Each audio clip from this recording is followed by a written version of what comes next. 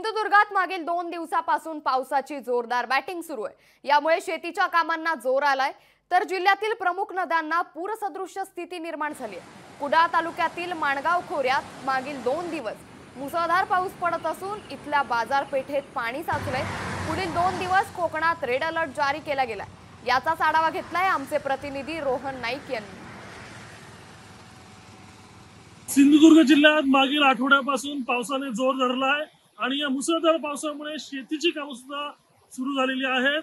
आणि मुख्य म्हणजे सिंधुदुर्ग जिल्ह्यातली कर्ली नदी, या कर्ली नदीला सुद्धा पाणी बऱ्यापैकी आलेलं आहे। आपण पाहू शकता, मी आता आहे कर्ली नदीच्या काठावर।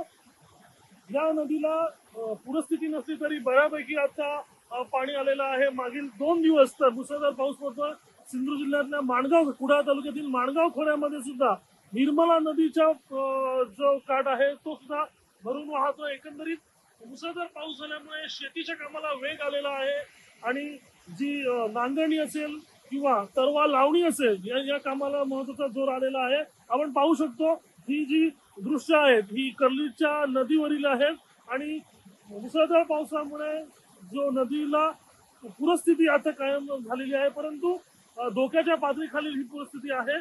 त्यामुळे एकंदरीत मागील 2 दिवसापूर्वी जो पाऊस लागला त्यानंतर ही स्थिती पुढील 2 दिवसात सुद्धा सिंधुदुर्ग जिल्ह्यामध्ये रेड अलर्ट देण्यात आलेला आहे।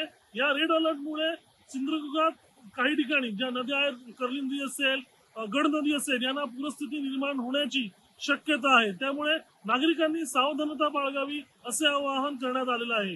कॅमेरा पर्सन सुरेश, रोहन नाईक, लोकशाही मराठी, सिंधुदुर्ग। लोकशाही मराठी, ऐका, पहा, जागरूक रहा।